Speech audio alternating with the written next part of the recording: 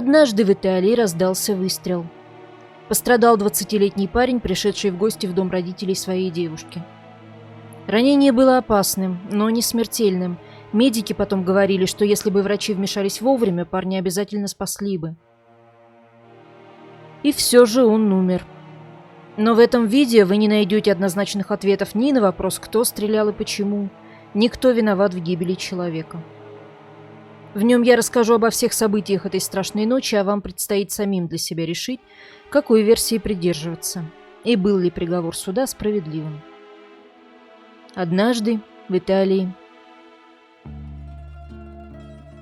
Друзья, в связи с замедлением и возможной блокировкой YouTube на территории Российской Федерации тем, кто не хочет потерять мой канал, предлагаю воспользоваться следующими альтернативами. Первое – Boosty. Там выходит весь контент каналов «Однажды в Италии» и «Однажды в Италии. Мафия бессмертна», причем выходит даже раньше, чем на YouTube, без цензуры и рекламы. Минимальная подписка сейчас стоит там всего 10 рублей. Кроме того, на Boosty вы можете стать не подписчиком, а просто наблюдателем. Это бесплатно и тоже даст вам доступ ко всем видеоматериалам, просто позже, чем по платной подписке. Второе – Telegram. Подписка бесплатна, со временем туда будут залиты все ролики с YouTube, но новые видео будут выходить на Telegram несколько позже, чем на Boosty. Ссылки, по которым вы сможете подписаться, вы найдете в описании под этим видео. Кроме того, вы можете смотреть мои ролики вместе со всеми на YouTube, подключив VPN. Но, пожалуйста, будьте осторожны, остерегайтесь мошенников. Если вы находитесь не в России и ограничения, установленные там, вас не касаются, но вы хотите поддержать канал материально, для вас есть функция спонсорства прямо на YouTube, который по-прежнему останется моей основной платформой. Пользуясь случаем, благодарю всех тех, кто уже оказал нам свою поддержку. Спасибо, друзья, ваша помощь очень вдохновляет. Про Марко Ваннини говорили: красив как солнце, добр как хлеб. И еще, что он творение света. Итальянцы, конечно, поэты любят преувеличивать, но в этом случае, пожалуй, не так уж сильно. Марко всего 20 лет, он сияет молодостью, здоровьем и обаянием. Один из тех парней, у которых все хорошо, они со всеми ладят, их любят друзья и ими гордятся родители. У Марко есть мечта. Он хочет стать профессиональным военным, в идеале летчиком, и активно к этому готовится. Тренируется, проходит курсы первой помощи, спасения на водах и вообще всего, что может пригодиться, чтобы пройти конкурсный отбор. У Марко есть девушка, Мартина. Они познакомились, когда им было по 16, влюбились без памяти и встречаются уже 4-й год. Так что все серьезно. У Мартины есть брат Федерико, у него своя девушка Виола. Молодежь нередко тусуется вместе и по много времени проводит в доме Мартины и Федерико. С родителями Мартины поначалу тоже все складывается просто сказочно. Отец, Антонио Чонтали, кажется Марко идеалом для подражания. Еще бы, тот служит в армии. Да не просто в армии, а во внешней разведке. Работает против арабских террористов и рассказывает массу историй из своей героической практики. Неудивительно, что Марко смотрит на потенциального тестя, раскрыв рот. Мало того, этот тесть обещает помочь с исполнением мечты Марко – поступить на службу в армию. Помогает собирать документы, подавать заявки, обещает оказать протекцию. Это уже потом Марко узнает, что никакой Антонио не секретный агент, и хоть работает в спецотделе, но занимается, грубо говоря, ксерокопированием бумажек. Да и с помощью как-то не задалось. В определенный момент Марко замечает, сколько с подачи тестя не подавали заявок, все впустую. И все как-то по глупости. То забудут приложить какой-то документ, то приложат, но просроченный. А кто его знает почему? Может, по безалаберности, а может даже и нарочно, чтобы угодить любимой дочке. Ведь Мартина категорически против, чтобы Марко шел на военную службу. Она дико ревнива, считает любимого своей собственностью и хочет, чтобы он не просто не смотрел в сторону других женщин, но был всегда при ней. Встретиться с друзьями только вместе с ней, спортзал только вместе с ней, здороваться только с общими знакомыми, чуть что не по ней скандал. Марко страдает, он уже вовсе не выглядит таким счастливым, как был в начале. И все же, то ли безумно влюбленный, то ли слишком ответственный, он терпит все выходки подруги. И только насчет мечты всей жизни уперся рогом в стену. Пойду в армию, и все тут. Отказался от явно бесполезной помощи тестя, обратился за поддержкой и советом к своему дяде, тоже военному, чем страшно разозлил Мартину. И, кажется, наконец разозлился сам, причем настолько, что даже начал задумываться, не положить ли этим тяжелым отношениям конец. Родители Марка говорят, что на этой почве сильно испортились его отношения не только с Мартиной, но и со всей ее семьей. Но сами Чонтали утверждают, что нет, они любили Марка как сына и обращались с ним как с сыном. Впрочем, нет никаких доказательств тому, что все эти перипетии как-то повлияли на события той злополучной ночи. Вечером 17 мая Марко в кои-то веки позволил себе расслабиться и поужинать с друзьями, потом зашел к невесте.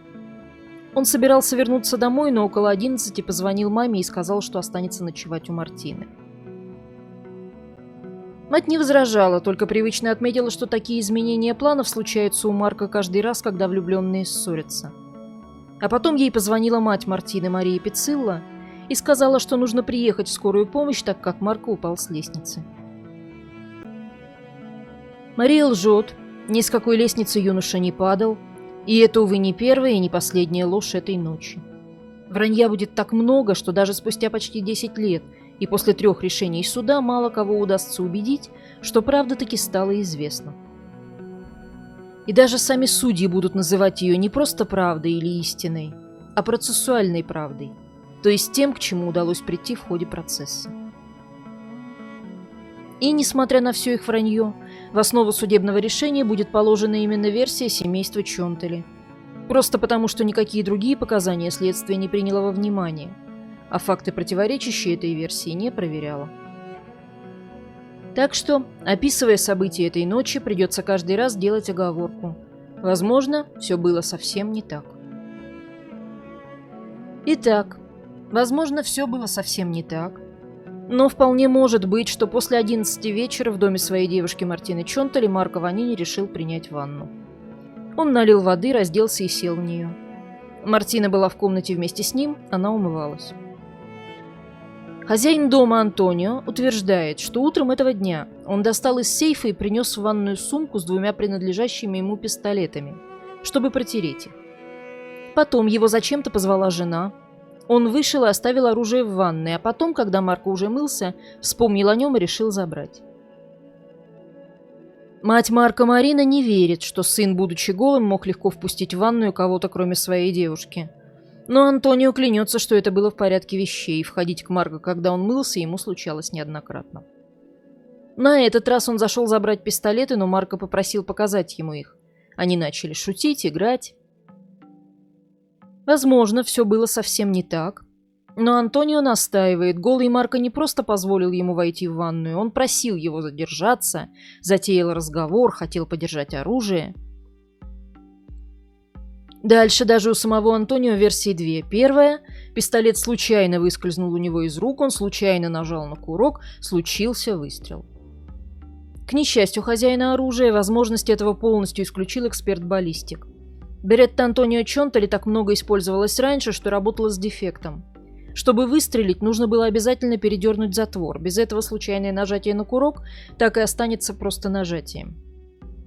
Тогда офицер спецслужб объяснил, что он не может не то что разобрать и собрать пистолет, он и стрелять-то почти не умеет.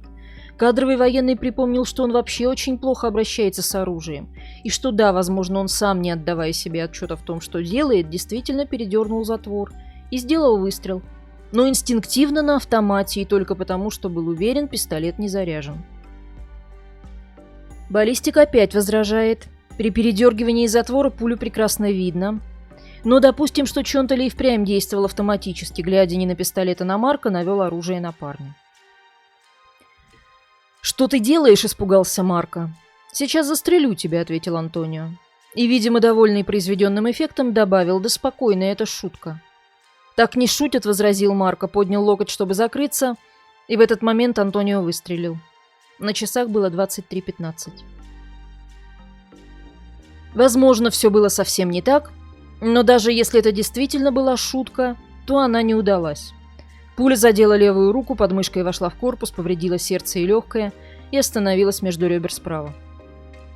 Удивительно, но повреждения оказались несмертельными. Ни в сердце, ни в легком не были задеты жизненно важные зоны, легкое не схлопнулось, сердце продолжило биться.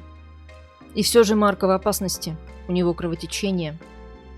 Позднее экспертиза покажет, что в ванной или там, где Марко находился в момент выстрела, он потерял не меньше 1,5 литра крови.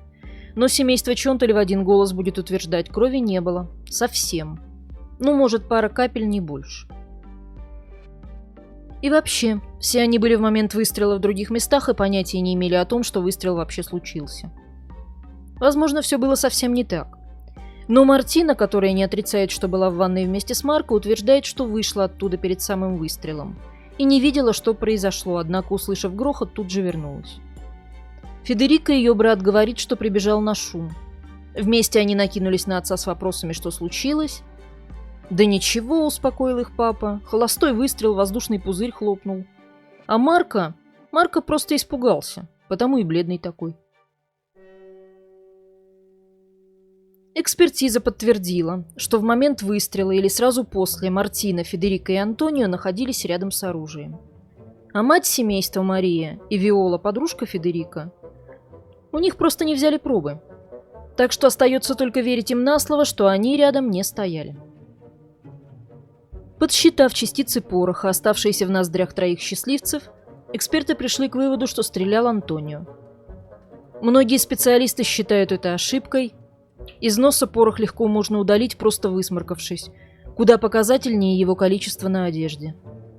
А вот на ней больше всего продуктов выстрела было у Федерико. Кстати, на теле Марко этих продуктов не было вообще, их явно смыли водой. И вряд ли возможно, что после ранения молодой человек сам озаботился тем, чтобы хорошенько ополоснуться. Экспертизу люминол, которая позволяет подсветить следы даже замытой крови и которая могла бы помочь установить всю динамику преступления, вообще не проводили. Ну а порох... Присутствие большого количества частиц пороха на одежде Федерико следствие объяснило тем, что он уносил пистолеты, дабы, наконец, спрятать их от греха подальше в безопасное место. То, что безопасным он почему-то посчитал место под матрацем своей кровати, и вовсе никого не смутило. Кстати, на кроссовках Марко, которые стояли вообще не в ванной, а в спальне Мартины, тоже нашли порох. Но вопрос, как он там оказался, если стреляли не в спальне, а в ванной, тоже никого не озадачил. В общем, возможно, все было не так. Но по версии семейства Чонтали, все они поверили в рассказ Антонио. Марко испугался хлопка воздуха, помогли парню выбраться из ванной, дойти до кровати И мама Мартины и Федерико начала сушить волосы Марко феном. Парень бледен, стонет, его трясет. Он повторяет, что ему больно и просит вызвать врача, а несколько взрослых людей рядом с ним не находят ничего более важного, чем сделать ему укладку. Только в 23:41, почти через полчаса после выстрела, Федерико звонит в скорую. Но не говорит им правду о случившемся, а рассказывает что-то в духе своего папы. Мы пошутили, а он испугался, но как пошутили, я не знаю, потому что меня рядом не было, и я ничего не видел. После нескольких неудачных попыток добиться от парня хоть чего-то внятного, оператор попросила к телефону кого-то из взрослых. Точнее, отца, но к трубке подошла мать. Федерико потом объяснил это тем, что Антонио был занят, держал Марко ноги, чтобы кровь прилила к голове. Но и мама Мария на вопрос оператора, что же все-таки случилось, начинает отвечать очень издалека, а именно с того, что Марко принимал ванну. Собственно, дальше в своих пояснениях она не пошла. После 3 повторов этого жизненно важного сообщения о ванне, ей кто-то что-то говорит с заднего плана, и она отдает оператору отбой, уверив ее, что пострадавший пришел в себя и помощь больше не нужна. «Если что, мы еще перезвоним», — обещает женщина, и просто кладет трубку. В доме продолжается суета, то ли бессмысленная совсем, то ли наполненная каким-то скрытым смыслом. В этой суете Федерико снова отправляется в ванную и, хотя, возможно, все было не так, находит там гильзу от пули. Ее он зачем-то тоже прячет, но все-таки смекает, что раз есть гильза, значит пистолет выстрелил не воздухом, а пулей. И, по крайней мере, по его словам, идет к отцу, чтобы потребовать таки вызвать скорую. Не сразу, но ему удается добиться своего, и в 12:06, почти через час после ранения, Антонио Чонтали наконец на связи с медиками. В этом деле очень мало в чем можно быть уверенным. Но все переговоры со скорой записываются, и в том, кто что и когда говорил по телефону врачам, никаких сомнений нет. Антонио рассказывает по телефону, что Марко поскользнулся в ванной, упал на расческу с острым концом и поранился. Дырочка маленькая, крови нет, но он сильно испугался и плохо себя чувствует. Чонтали предлагает привезти Марко в больницу самому, но оператор отказывается, проблем с машинами нет. А вообще от этого разговора бросает в дрожь. На заднем плане отчетливо слышны крики Марко, он стонет и умоляет о помощи. А еще просит кого-то за что-то его простить. В этом доме очень тонкие стены. Соседи слышали буквально все, и они уверены, что извинялся Марко перед Мартиной. Семейство Чонтали с этим не согласно и утверждает, парень кричал не Марти, а Масси. Причем Масси – это имя начальника, у которого Марко подрабатывал спасателем на пляже. Объяснение странное, и непонятно, зачем оно нужно, ведь у кого просил прощения человек в полубессознательном состоянии мало что меняет в картине происшедшего. Или все же меняет. Принявший звонок специалист слышит эти крики, спрашивает, в чем дело, не является ли пострадавший инвалидом. Ее успокаивают, опять все списывая на паническую атаку. Оператор еще раз уточняет серьезность проблемы. Если речь о небольшом поверхностном повреждении, то скорая нужна просто, чтобы продезинфицировать рану. И Антонио Чонтали в очередной раз подтверждает, что да, все дело в испуге и ничего серьезного не происходит. Вызов принимается, машина отправляется, но по зеленому коду. В скорой помощи Италии существует система кодов. Зелеными признаются случаи, когда жизни больного ничего не угрожает, и такие вызовы ставятся в очередь после желтых и красных. Желтый код означает, что ситуация непонятная, прямой опасности вроде бы нет, но неизвестно, как будут развиваться события. Красный код присваивается вызовам к больным, которым грозит смерть. С ними работают в первую очередь и по специальным протоколам. Если бы оператору, принимавшему вызов, сообщили, что у человека огнестрельное ранение, код однозначно был бы красным. Дальше, поскольку в Ладисполе, пригороде Рима, где все произошло, нет условий для работы с такими ранениями, из центрального госпиталя Рима был бы выслан вертолет. И максимум через полчаса после вызова Марко был бы на столе у лучших хирургов. Но о пуле никто не обмолвился ни словом, и скорая помощь, согласно описанию данному Чонтали, едет без особой спешки, по зеленому коду, чтобы обработать царапину и, возможно, снять паническую атаку. Тем не менее, они приезжают довольно быстро, в 12:21, и обнаруживают Марко лежащим на полу в прихожей. Не на кровати, не на диване, а на голом полу. Зачем его с еще влажными волосами туда перенесли? Не затем ли, чтобы посторонние не гуляли по дому и не заметили чего-то, чего им показывать не хотели? Мартина, встретившая скорую, говорит врачам, что ничего не знает. Ее отец в очередной раз повторяет вранье про неожиданную потерю сознания, видимо, из-за панической атаки. Ранка действительно очень маленькая и абсолютно чистая. Ее обрабатывают и заклеивают пластырем. Но все же медики видят, парень не в том состоянии, чтобы этим ограничиться. Он едва может назвать свое имя и почти бредит. Ему явно нужна помощь, хоть и непонятно с чем. Марко увозят в местную больницу. Никто из семейства Чонтали не захотел сопровождать его в машине скорой. Так что парень, который находится почти без сознания и не в состоянии отвечать на вопросы, остается в машине один, а Антонио с женой и сыном едут к больнице своим ходом. Мартина с девушкой Федерико Виолой тоже подъехали к госпиталю, но значительно позже приезда остальных. И поскольку никто из них так никогда и не объяснил причины этой задержки, люди построили версию, что девушки зачищали оставшиеся в доме следы. Впрочем, особо стараться им, как оказалось, не имело смысла. Обыск в доме Чонтали так и не провели, поверив участникам событий на слово. После доставки Марко в больницу местные медики пытаются разобраться, что происходит, проводя все положенные по протоколу для таких непонятных случаев исследования. То есть, не отравление ли это, не наркотическое ли опьянение, возможно, приступ какого-то заболевания. Можно спорить о том, должны ли были врачи разобраться, что происходит только потому, что видели своими глазами, но факт остается фактом, помочь им в этом никто не пожелал, скорее мешали. В приемный покой приезжают родители Марко, Марина и Валерио, но они тоже не могут сообщить ничего полезного, им самим известно лишь то, что сказала по телефону Мария, упал с лестницы. У Марка синие губы и холодные руки и ноги, но, может, падая, он ударился головой? А драгоценное время все уходит вместе с кровью, которая, хоть и раненое, но молодое и здоровое сердце, продолжает упорно толкать по венам, не зная, что те повреждены, и его отчаянная работа не поможет Марка выжить. Но вернемся к семейству Чонтали. Чем они заняты в это время, что важнее всего для них в такой момент? Мартина, невеста Марка, с кем-то общается по телефону. Мария, жена Антонио, курит и жалуется Марине, матери находящегося при смерти Марка, что теперь из-за всей этой истории ее мужа, наверное, снимут с должности. Ну а сам муж. Ему как раз не до курения, он очень хочет поговорить с врачом, принявшим Марка. Врач выходит, и Антонио, переминаясь с ноги на ногу, просит его, нельзя ли никуда не сообщать о происшедшем, потому что он не последний человек в городе, и это помешало бы его карьере. Что помешало бы, недоумевает врач, падение в ванной? И только тут Антонио наконец сообщает о выстреле. Но немедленно оговаривается он, это была просто шутка, и ранение было по касательной. Не дослушав его оправданий, врач выбегает из кабинета и кричит медсестре, чтобы она немедленно меняла процедуры. Парень не падал ни на какую расческу, в него стреляли.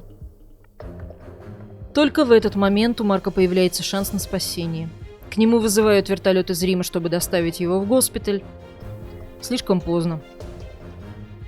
Бригада реаниматологов прилетает быстро. Они грузят Марка, поднимаются в воздух, но им приходится вернуться. У Марка остановилось сердце, его нужно завести. В первый раз это удалось, но во второй 75 минут реанимации и лошадиные дозы адреналина не помогли. У парня просто вытекла вся кровь. Когда проводили вскрытие, внутри грудной клетки ее оказалось больше 5 литров. После злополучного выстрела он жил еще почти 4 часа. И, как утверждают врачи, если бы помощь была оказана вовремя, жил бы и дальше. Но, увы, помощь опоздала, и для Марка все закончилось. А вот для семейства Чонтали только началось. Им никто не верил, и не только из-за того, что они так много врали. Следствие было проведено с такими грубейшими ошибками, что волей-неволей подозрения возникали самые разные. Да, сразу после того, как Марко умер, Чонтали запретили возвращаться домой на какое-то время, но ведь у них уже до этого была масса времени, чтобы сговориться и замести следы. Никто из них, даже стрелявший Антонио, не был не только арестован, но даже изолирован от других, да и дом, где все произошло, как уже было сказано, не обыскивался. Не проводилось исследование следов крови, так что не было ясности и в том, где в действительности находился Марко, когда в него выстрелили. Может, и правда сидел в ванной, а может, в постели или на диване, или где-то еще, а в ванную его перетащили уже после выстрела, чтобы отмыть от крови. Ведь не сама же по себе пулевая рана, пусть и небольшая, стала такой чистой и сухой. Не была изъята одежда, в которой был Марко, а после ранения его почему-то переодели в вещи Федерико. Никто не проверил, нет ли на одежде Марка следов крови или того же пороха. А ведь родители погибшего утверждают, что им так и не вернули майку, в которой он был в тот злополучный день. Что если, когда в Марка стреляли, он был одет, ведь тогда меняется вся картина происшествия? Так и осталось невыясненным, как случилось, что на пистолете и гильзе, которые Федерико спрятал у себя под кроватью, не было никаких следов. Их явно тщательно протерли, но зачем, если стрелял действительно тот, кто признал себя виновным? В доме, где находится квартира Чонтали, очень тонкие стены, и соседи знают о жизни друг друга буквально все. В ночь убийства они слышали, как Марко и Мартина громко ссорились. Если к этому добавить, что после выстрела Марко повторял «Кьедо скуза Марти», «Прошу прощения, Марти», а соседи в этом уверены, приходит на ум версия, что на самом деле в Марко стреляла сама Мартина, вне себя от ревности и ярости, что жених выходит из-под ее контроля. Мать Марко, и не только она, считает, что стрелял Федерико, а Антонио просто прикрывает любимого сына. Некоторые соседи совершенно уверены и приводят тому доказательства. В тот вечер Антонио вообще не было дома. Он приехал уже после того, как все случилось, и даже есть показания, что на самом деле они с женой были на ужине у друзей. Но что толку от всех этих версий, если ни одна из них не была проверена? Несмотря на все вранье Антонио, следствие приняло во внимание только его показания. Все произошло в ванной, стрелял он случайно. Потом думал, что выстрела не было, и поэтому не спешил вызывать скорую помощь. Как уже говорилось, в этом деле есть процессуальная правда, то есть то, что правдой посчитал суд, но мало кто соглашается считать эту процессуальную правду совпадающей с правдой исторической, то есть с тем, как все было на самом деле, или, если не бояться пафоса, объективной истиной. В деле Чонтали надежда установить историческую правду угасла довольно быстро. И все, в общем-то, понимали, что в самом лучшем случае процессуальная правда не будет ошибкой, хотя бы в том, кто и в чем виноват. Так что трибуналу оставалось лишь решить, по какой статье выносить приговор отцу и остальным членам семейства. Задача непростая. Единственное, в чем у судей не было сомнений, это в том, что Антонио Чонтали не имел прямого намерения убить Марко Ванини. У него просто не было на это никаких мотивов. Но в итальянском праве умышленное убийство – это не только когда у убийцы есть четкая цель лишить человека жизни. Если даже вы не хотите чьей-то смерти, но допускаете, что в результате ваших действий она может и случиться, и все же идете на риск, значит, убийство все равно признается умышленным. Похожее понятие есть и в России, называется косвенный умысел. Суд первой инстанции признал, что Антонио, пусть и не желая смерти юноши, прекрасно понимал, что если ему не окажут помощь, то для него это плохо кончится, и тем не менее сделал все так, что эта помощь должным образом оказана быть не могла. За такое легкомыслие Антонио Чонтали наградили сроком в 14 лет. Что касается остальных членов семьи, то хотя они и утверждали, будто бы понятия не имели, что произошло, принимали на веру слова Антонио, что Марко просто напуган, а потому просто не могли сообщить медикам о выстреле, суд им не поверил. Он посчитал, что Мартина, Федерико и Мария знали, что жизнь Марко в опасности, что они могли вызвать помощь, но не сделали этого, а значит, тоже виноваты в его смерти, хоть и по неосторожности. Каждому из них назначили по 3 года лишения свободы. От ответственности освободили только девушку Федерико Виолу Джорджини, поверив, что та действительно была не в курсе ситуации. Защиту Чонтали это решение не устроило, они направили апелляционную жалобу, и дело было пересмотрено.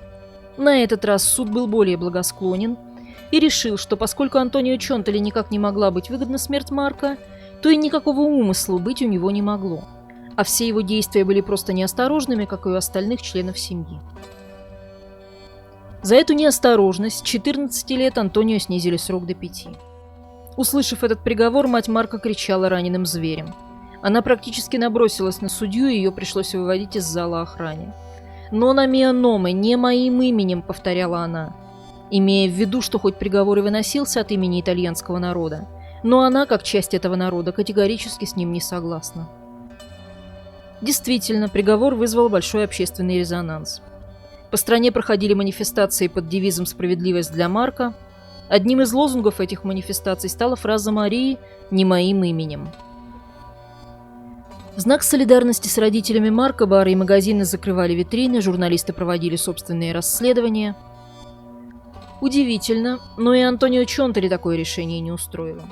Посчитав слишком жестким и его, он потребовал от своих адвокатов обратиться с жалобой в кассацию. И в результате получил обратно свои 14 лет. Мало того, суд пересмотрел и приговоры остальным членам семьи, вручив каждому по 9 лет и 4 месяца за соучастие в убийстве с косвенным умыслом. 9 лет и 4 месяца реальной тюрьмы Марии Пиццилло, матери семейства, образцовой домохозяйки, помешанной на чистоте, за то, что вместо того, чтобы набрать номер телефона скорой и сообщить им об опасности, грозящей Марко, покрывала мужа.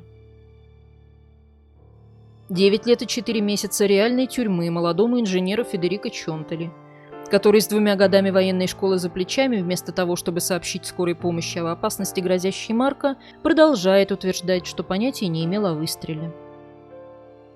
9 лет и 4 месяца реальной тюрьмы юной медсестре Мартине Чонтали, которая вместо того, чтобы вызвать врачей и сообщить им о грозящей Марко опасности, гладила любимого по голове и упрашивала его успокоиться и не кричать.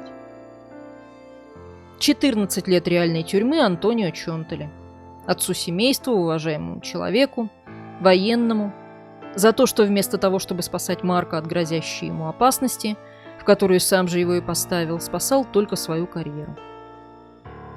42 года реальной тюрьмы совершенно обычным людям, жившим совершенно обычной жизнью, и неспособным, так же как и большинство из нас, даже представить себе себя в тюрьме. За безразличие, вранье и трусость, которые стоили жизни мечтавшему стать летчиком молодому веселому парню Марко Ваннини. Однажды в Италии